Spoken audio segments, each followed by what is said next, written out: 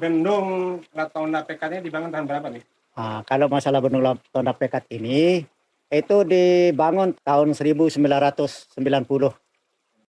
Luas areal yang diairi? Luas areal yang diairi itu sekitar 1.217 hektar. Masuknya epidemik waktu saya masuk jadi ketua GP, jadi saya dapat proyek rehabilitasi tahun 2019. Ini rehab ini ya? Ya, rehab langsung plester. Plasternya? Plasternya langsung sekaligus. Terus? Tahun 2020 sebenarnya ada, tetapi dependen karena COVID kan. Mundur satu tahun anggaran. Mundur tahun pemerintah. Tahun 2021 itu sebelah kanan juga yang ke Beruk Sadar, Gunung Batu. Primer sekunder juga ya? Primer, sekunder ke sana ya, sana. 2021. Tahun 2022 kemarin itu kan. Anggarannya dari IPDMIP ya? IPDMIP. SNT 1. Budidaya tanaman padi diawali dengan pengolahan lahan, pemilihan benih unggul, persemaian, penanaman dengan sistem jarwo, penyiangan, pemupukan berimbang, pengamatan dan pengendalian hama, panen dan pasca panen. Bismillahirrahmanirrahim. Assalamualaikum warahmatullahi wabarakatuh. Perkenalkan, nama saya Rapisah atau yang biasa dipanggil dengan sebutan Ama Ohan, pengurus kelompok Silagama Timbang Rase Latonda 1 Barat, Desa Pekat, Kecamatan Pekat, Kabupaten Dompu, Nusa Tenggara Barat. Ini adalah rutinitas sehari-hari sebagai petani penangkar benih. Jadi yang kami lakukan di sini adalah sebelum IPA-DEMIP adalah sistem tanamnya bisa dibilang jajar joget, tidak beraturan, dan juga benihnya juga sembarangan, asal-asalan. Yang penting cepat dapat, namun hasilnya tidak memuaskan. Nah, setelah ada program IPDMIP, kemudian ada program sekolah lapangnya, kami di sini itu sudah berubah drastis. Dengan adanya sekolah lapang, kita dianjurkan untuk tanam sistem jarwo, pemilihan benih yang bagus, cara perawatan, dan UPT-nya juga diajarkan semua. Setelah sekolah lapang itu, kami juga pernah dapat bantuan program korporasi yang kita dapatkan di sana, cara untuk menjadi penangkar benih. Jadi korporasi ini dulu kita dapat banyak 25 hektar yang coba kita garap. Namun hasil rata-ratanya kemarin itu sekitar 7,8 ton per hektar. Maka dengan program IPDMIP ini melalui sekolah lapang dituntun untuk menjadi penangkar selanjutnya. Mulai dari pemilihan benih yang bermutu dan berlabel, kemudian kita proses penyemaian bibit. Yang kalau kita pakai sistem jajar legowo ini, kebutuhan bibitnya per hektar itu 20 sampai 25 kilo lah. Nanti kita diajarkan untuk mensiasati benih itu supaya dari awal itu terlihat sehat. Sudah ada calon anakan. Jadi untuk per 10 kilonya itu kita siapkan tempat persemaian itu sekitar 10 meter persegi. Tujuannya untuk benih sehat dan sudah ada calon anakan. Jadi ketika nanti kita menanam di umur 15 sampai 18 hari maksimal, itu bibitnya sudah siap ditanam dan sehat. Kemudian pengolahan lahan juga disiapkan sejak awal. Kalaupun ada sisa panen, misalnya jerami atau pohon jagung, itu diusahakan jangan ada pembakaran atau jangan dibuang. Kita pakai traktor tangan. Jarwo kalau MH itu kita pakai sistem 21 dengan jarak tanam 25 kali 25 supaya pencahayaannya lebih maksimal. Tanamannya jadi sehat.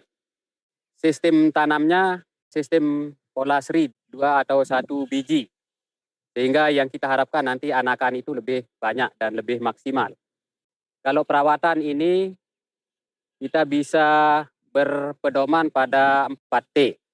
Tepat waktu, tepat guna, tepat sasaran, dan tepat dosis. Kemudian pemupukan dasar kita berikan pada saat penanaman. Artinya begitu selesai nanam kita langsung pemupukan dasar. Selanjutnya amati dengan rutin, terutama pada sore hari. Apabila ada hama belalang atau kupu-kupu yang harus kita antisipasi dengan insektisida secukupnya dengan dosis rendah bisa.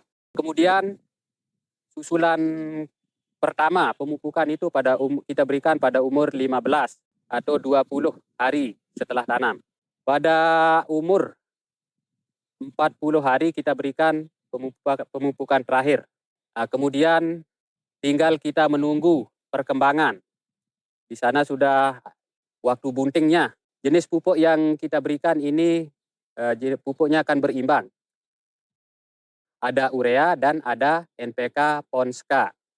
Jadi anjuran kita di sini setelah uji sampel tanah dianjurkan 31, ureanya 100, NPK-nya 300 untuk per hektarnya.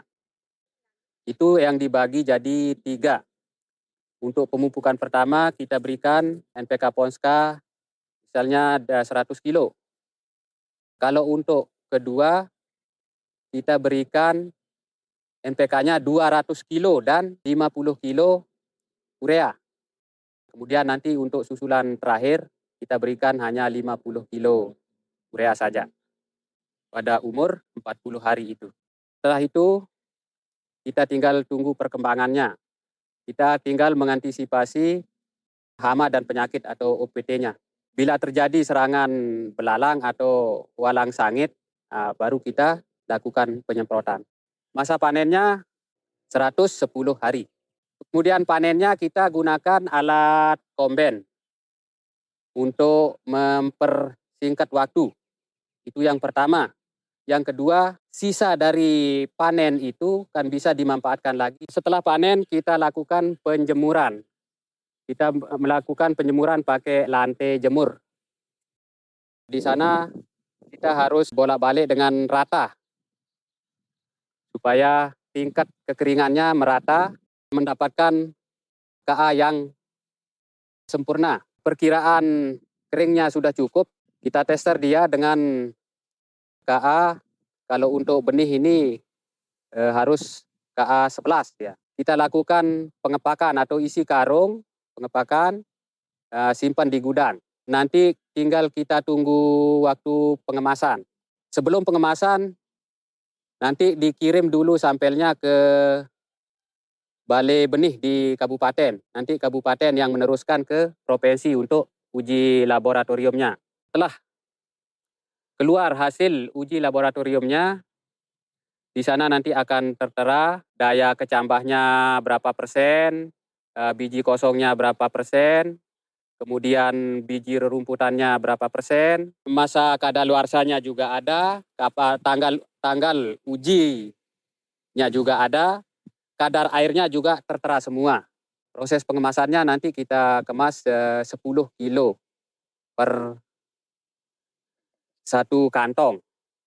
Baru kita pasarkan atau distribusikan ke kelompok-kelompok tetangga. Baru kemudian kita isi kios-kios di desa, kios-kios di kecamatan, baru terakhir antar camat.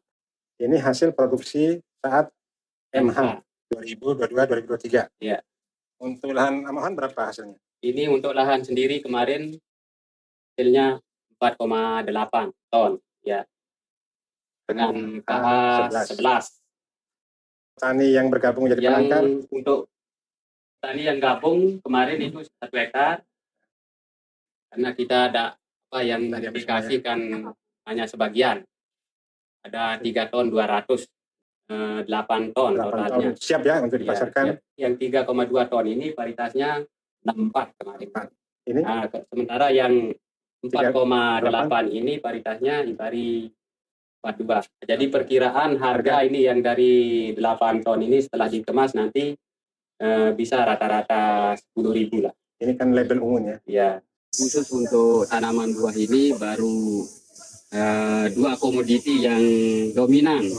Ya. Tanggal 25 Desember ya sampai sekarang ini sudah mau berakhir. Kalau manggisnya sendiri ini dari 60 pohon ini yang Sudah ya 60 pohon ini yang banyak buahnya kemarin, ada juga yang tidak berbuah atau molor lah istilahnya, sekitar 10 pohon. Jadi yang produktif kemarin ini ada 50 pohon. Ini baru rata-rata 10 kilo ini per pohon. Ya. Oke, mohon. Terima kasih atas keluangan waktunya. Ya, sama-sama. Setelah saya sita waktunya lebih kurang setengah jam untuk diwawancarai. Karena Bapak sudah menjadi petani peringkat 11 tingkat nasional untuk cerita perubahan IPDMIP